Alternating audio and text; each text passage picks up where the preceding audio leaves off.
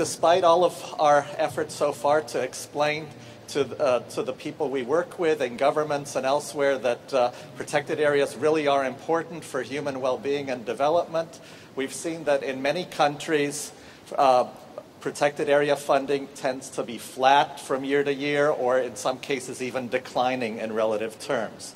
So it's important to look where we can for additional sources of funding. One of these possibilities, one possible tool that doesn't work in every case but is helpful in certain instances, is biodiversity offsets. So we know that natural ecosystems worldwide are under a lot of pressure from public sector development projects like roads and dams, from private projects, including mining, oil and gas, and other extractive activities, commercial agriculture, and so on.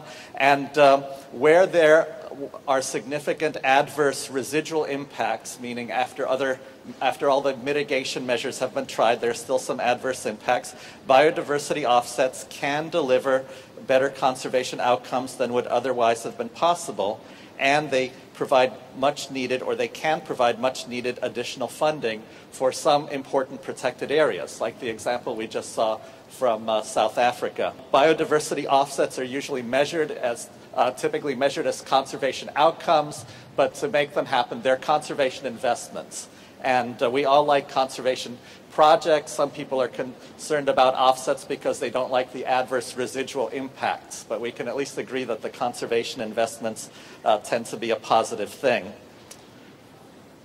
And there's a mitigation hierarchy, which has been explained previously, that you try to avoid the adverse impact, minimize it, restore damaged areas, and where there's still an adverse residual impact, you try to compensate for it, and that's where the concept of offsets comes in.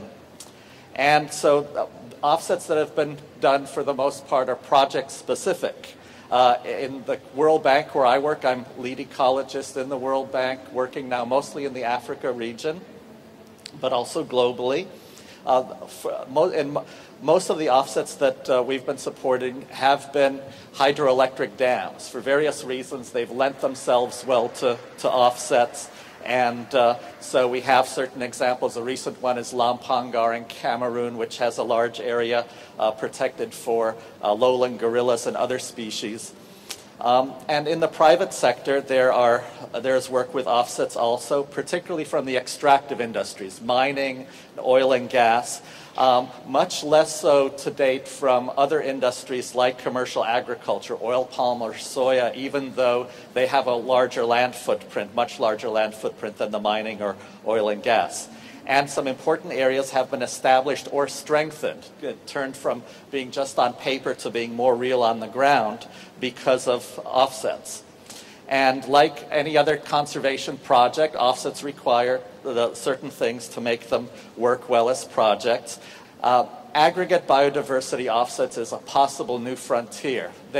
If we can get them to work, they would be a good way to scale up on biodiversity conservation and deal with some of the limitations of the project-specific approach. In particular, reducing the transaction costs. Right now, it's a lot of effort to get one offset done on a project-by-project basis. If developers could just pay in a certain amount of money, a generous amount of money, towards a functioning conservation system, then they wouldn't have the hassle and the high transaction costs of designing one from scratch and all the work that entails. So that's promising.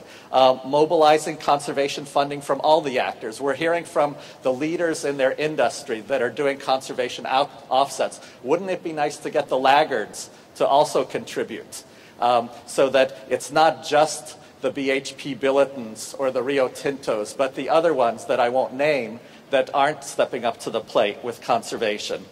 It's a way to address cumulative impacts of multiple smaller projects. Where each project proponent might say, but this isn't such a big impact, but cumulatively it is, so it would make sense to make everyone pay. It's a way to optimize where the conservation money goes on the ground or in the water in the case of aquatic offsets. and getting the government more involved, because ultimately they're the sovereign power in question. So to make aggregate offsets work, it has yet to work fully in any country. Some countries are experimenting in different ways, but some of the key building blocks, if you will, is define the conservation areas, get them identified, mapped, legally established, have some kind of funding mechanism, a conservation trust fund or something to transfer the funds from the project sponsors, whether they're private industry or whether they're the Ministry of Public Works building a road or a dam or other public infrastructure.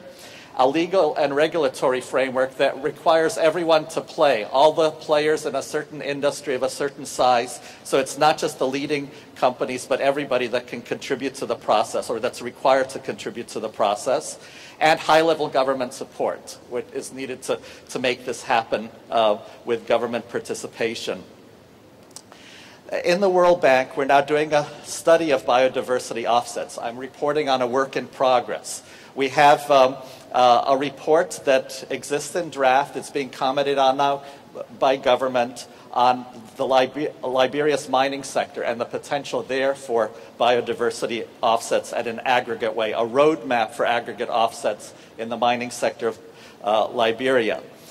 We have something similar underway for Mozambique, which also seems to be a promising option where there's a lot of extractive industries and some willingness to make this happen on a national level.